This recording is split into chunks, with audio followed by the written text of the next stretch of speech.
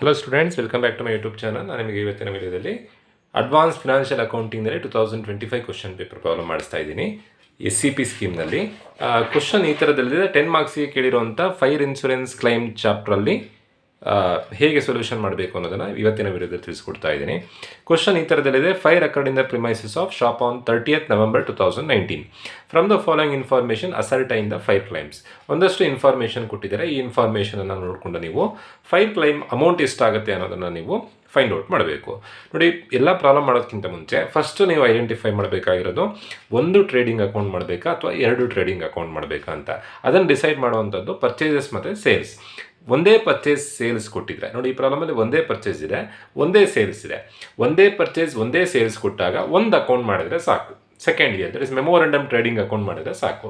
Suppose ಎರಡು purchase ಕೊಟ್ಟು ಎರಡು ಸೇಲ್ಸ್ ಕೊಟ್ಟಿದ್ದರೆ ನೀವು ಪ್ರೀವಿಯಸ್ ಇಯರಿಗೆ ಟ್ರೇಡಿಂಗ್ ಅಕೌಂಟ್ ಮಾಡಿ ಕರೆಂಟ್ ಇಯರಿಗೆ ಮೆಮೋರಂಡಮ್ ಟ್ರೇಡಿಂಗ್ ಅಕೌಂಟ್ ಮಾಡಬೇಕಾಗತ್ತೆ.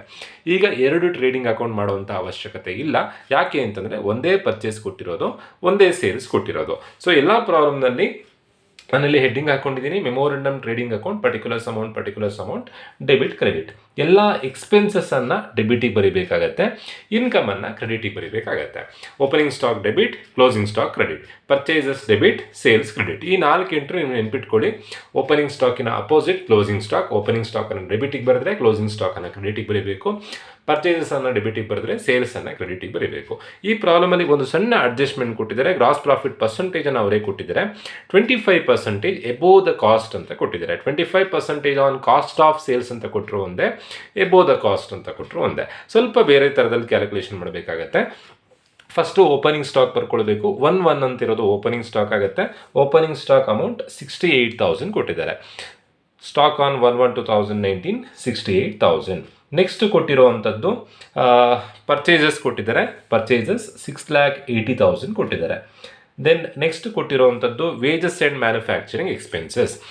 ವೇಜಸ್ ಅಂದರೆ ಕೂಲಿ ಕೊಡಬೇಕು. ಮ್ಯಾನುಫ್ಯಾಕ್ಚರಿಂಗ್ ಉತ್ಪಾದನೆ ಮಾಡಬೇಕಾದ್ರೆ ಆಗುವಂಥ ಖರ್ಚು. ಎಕ್ಸ್ಪೆನ್ಸಸ್ಸನ್ನು ನಾವು ಡೆಬಿಟ್ ಸೈಡಿಗೆ ಬರೀಬೇಕು.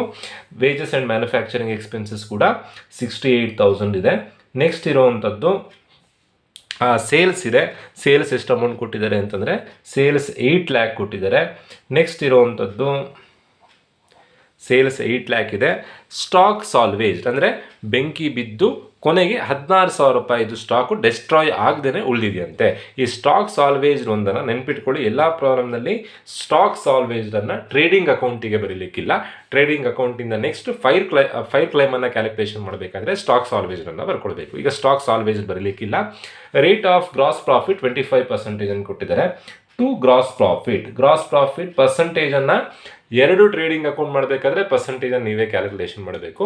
ಒಂದೇ ಟ್ರೇಡಿಂಗ್ ಅಕೌಂಟ್ ಮಾಡಬೇಕಾದ್ರೆ ಅವರೇ ಕೊಟ್ಟಿರ್ತಾರೆ ಗ್ರಾಸ್ ಪ್ರಾಫಿಟ್ ಕ್ಯಾರಿಡ್ ಡೌನ್. ಎಷ್ಟು ಪರ್ಸೆಂಟೇಜ್ ಕೊಟ್ಟಿದ್ದಾರೆ? 25% ಕೊಟ್ಟಿದ್ದಾರೆ. ಯಾವಾಗಲೂ ನೀವು ಪರ್ಸೆಂಟೇಜ್ ಯಾವುದ್ರ ಮೇಲೆ ಕ್ಯಾಲ್ಕುಲೇಷನ್ ಮಾಡಬೇಕು ಅಂತಂದರೆ ಸೇಲ್ಸ್ ಮೇಲೆ ಕ್ಯಾಲ್ಕುಲೇಷನ್ ಮಾಡಬೇಕು. ಸೇಲ್ಸ್ ಅಮೌಂಟ್ ಎಷ್ಟಿದೆ? ಸೇಲ್ಸ್ ಅಮೌಂಟ್ 8 lakh ಇದೆ. 8 lakh ಇಂಟು 25% ಅನ್ನು ಕೊಟ್ಟಿದ್ದಾರೆ. ಸೊ 25/100 ಮಾಡಬೇಕಿತ್ತು. ಬಟ್ ಈ ಪ್ರಾಬ್ಲಮಲ್ಲಿ ಏನು ಕೊಟ್ಟಿದ್ದಾರೆ ಅಂತಂದರೆ the rate of gross profit 25% above the cost ಅಂತ ಕೊಟ್ಟಿದ್ದಾರೆ. ಎಬೋ ದ ಕಾಸ್ಟ್ ಅಂತಲೂ ಕೊಡ್ಬೋದು, ಬಿಲೋ ದ ಕಾಸ್ಟ್ ಅಂತಲೂ ಕೊಡ್ಬೋದು, ಅಥವಾ ಬರೀ ರೇಟ್ ಆಫ್ ಗ್ರಾಸ್ ಪ್ರಾಫಿಟ್ 25% ಅಂತ ಕೊಡ್ಬೋದು. ಬರೀ 25% ಅಷ್ಟೇ ಕೊಟ್ಟಿದ್ರೆ /100 ಬರ್ಕೊಳ್ಬೇಕಿತ್ತು. ಎಬೋ ದ ಕಾಸ್ಟ್ ಅಂತ ಕೊಟ್ಟಾಗ 100 + 25. ಏನಕ್ಕೆ 100 + 25? ಎಬೋ ದ ಕಾಸ್ಟ್ ಅಂತ ಕೊಟ್ಟಿದ್ದಾರೆ. 100 + 25 ಎಷ್ಟಾಗುತ್ತೆ? 125 ಆಗುತ್ತೆ. ಬಿಲೋ ದ ಕಾಸ್ಟ್ ಅಂತ ಕೊಟ್ಟರೆ 25/75. 75 ಹೇಗೆ ಅಂತಂದರೆ 100 - 25. ಎಬೋ ದ ಕಾಸ್ಟ್ ಅಂತ ಕೊಟ್ಟರೆ 100 + 25. 25% ಅಂತ ಕೊಟ್ಟಿರೋದ್ರಿಂದ ಯಾವಾಗಲೂ 100 + 25 ಅಲ್ಲ. 10% ಕೊಟ್ಟಿದ್ರೆ 100 + 10. 10/110 ಆಗ್ತಾ ಇತ್ತು. ಈಗ 25 ಕೊಟ್ಟಿದ್ದಾರೆ. ಸೊ 25/125. ಇವಿಷ್ಟನ್ನು ಸಿಂಪ್ಲಿಫೈ ಮಾಡಿದಾಗ 8 lakh ಇಂಟು 25/125 ಮಾಡಿದಾಗ ಬರುವಂಥ ಆನ್ಸರ್ 1,60,000. ಅಲ್ಲಿಗೆ ಡೆಬಿಟ್ ಸೈಡಿನ ಎಲ್ಲ ಎಂಟ್ರಿ ಬರ್ದಾಯಿತು. ಟೋಟಲ್ ಮಾಡಬೇಕು. ಯಾವ ಸೈಡ್ ಜಾಸ್ತಿ ಇರುತ್ತೋ ಅದನ್ನು ಎರಡೂ ಸೈಡ್ ಬರೀಬೇಕು. ಡೆಬಿಟ್ ಸೈಡ್ನಲ್ಲಿ 68,000 + 6,80,000 + 68,000 + 1,60,000. ಟೋಟಲ್ ಆಗಿ ಡೆಬಿಟ್ ಸೈಡ್ನಲ್ಲಿ 9,76,000 ಇದೆ. ಅದನ್ನೇ ಕ್ರೆಡಿಟ್ ಸೈಡಿಗೂ ಬರ್ಕೊಳ್ಬೇಕು. ಕ್ರೆಡಿಟ್ ಸೈಡಿನ ಟೋಟಲ್ ಕಮ್ಮಿ ಇರೋದ್ರಿಂದ ಜಾಸ್ತಿ ಇರೋಂಥ ಅಮೌಂಟನ್ನು ಎರಡೂ ಸೈಡ್ ಬರ್ಕೊಳ್ಬೇಕು. 9,76,000 ಇದೆ. ಈ 9,76,000ದಿಂದ ಸೇಲ್ಸ್ ಅಮೌಂಟನ್ನು ಕಳೆದಾಗ ಕ್ಲೋಸಿಂಗ್ ಸ್ಟಾಕ್ ಸಿಗುತ್ತೆ. 9,70,000ದಲ್ಲಿ 8 ಲಕ್ಷ ಕಳೆದಾಗ 1,76,000 ಕ್ಲೋಸಿಂಗ್ ಸ್ಟಾಕ್ ಸಿಗುತ್ತೆ. ಕ್ಲೋಸಿಂಗ್ ಸ್ಟಾಕ್ ಹೇಗೆ ಬಂತು ಅಂತಂದರೆ 9,76,000 ಮೈನಸ್ ಸೇಲ್ಸ್ ಅಮೌಂಟ್ ಎಷ್ಟಿದೆ? ಸೇಲ್ಸ್ ಅಮೌಂಟ್ 8 lakh ಇದೆ, 1,76,000 ಬಂತು.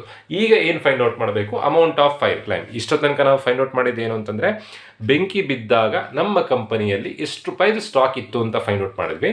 ಬೆಂಕಿ ಬಿದ್ದಾಗ ನಮ್ಮ ಕಂಪನಿಯಲ್ಲಿ 1,76,000 ರೂಪಾಯಿದು ಸ್ಟಾಕ್ ಇತ್ತಂತೆ. ಸ್ಟಾಕ್ ಸಾಲ್ವೇಜ್ ಎಷ್ಟು? 1,76,000. ಕ್ಲೋಸಿಂಗ್ ಸ್ಟಾಕ್ ಎಷ್ಟು? 1,76,000. ಸ್ಟಾಕ್ ಸಾಲ್ವೇಜ್ ಕ್ವಶನಲ್ಲಿ ಅವರೇ ಕೊಟ್ಟಿದ್ದಾರೆ. 1,76,000 ರೂಪಾಯಿದು ಸ್ಟಾಕ್ ಇತ್ತು. ಅದರಲ್ಲಿ ಬೆಂಕಿ ಬಿದ್ದು ಡಿಸ್ಟ್ರಾಯ್ ಆಗದೆ ಉಳಿದಿರುವಂಥದ್ದು 16,000 ರೂಪಾಯಿದು. ಹಾಗಾದರೆ ಡಿಸ್ಟ್ರಾಯ್ ಆಗಿದ್ದೆಷ್ಟು? Amount of fire claim. ನಾನಿಲ್ಲಿ ಶಾರ್ಟ್ ಫಾರ್ಮ್ ಬರಿತಾ ಇದ್ದೀನಿ, ನೀವು ಎಕ್ಸಾಮ್ನಲ್ಲಿ ಫುಲ್ ಬರೀಬೇಕಾಗತ್ತೆ. 1,76,000ದಲ್ಲಿ 16,000 ಕಳೆದಾಗ ನಿಮಗೆ ಅಮೌಂಟ್ ಆಫ್ ಫೈರ್ ಕ್ಲೈಮ್ ಸಿಗುತ್ತೆ. 1,76,000ದಲ್ಲಿ 16,000 ರೂಪಾಯಿದು ಹಾಳಾಗಿಲ್ಲ, ಉಳಿದಿದ್ದೆಲ್ಲ ಹಾಳಾಗಿದೆ. ಉಳಿದಿರೋದೆಷ್ಟು?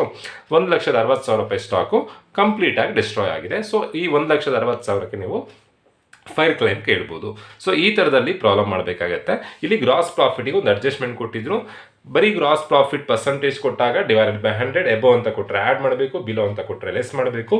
ಈ 25/125 ಈ 25% ಆನ್ ಕಾಸ್ಟ್ ಆಫ್ ಸೇಲ್ಸ್ ಅಂತ ಕೊಟ್ಟರು ಸೇಮ್ ಇದೇ ಥರನೇ 25/125. 25% ಕೊಟ್ಟಾಗ 10% ಕೊಟ್ಟಿದ್ರೆ 10/110, 15 ಕೊಟ್ಟಿದ್ರೆ 15/115. ಈ ಥರದಲ್ಲಿ ಕ್ಯಾಲ್ಕುಲೇಷನ್ ಮಾಡಬೇಕು. ಹೋಪ್ ಎಲ್ರಿಗೂ ವಿಡಿಯೋ ಅರ್ಥ ಆಗಿದೆ ಅಂತ ಅಂದ್ಕೊಳ್ತಾ ವಿಡಿಯೋ ಮುಗಿಸ್ತಾ ಇದ್ದೀನಿ. Thank you.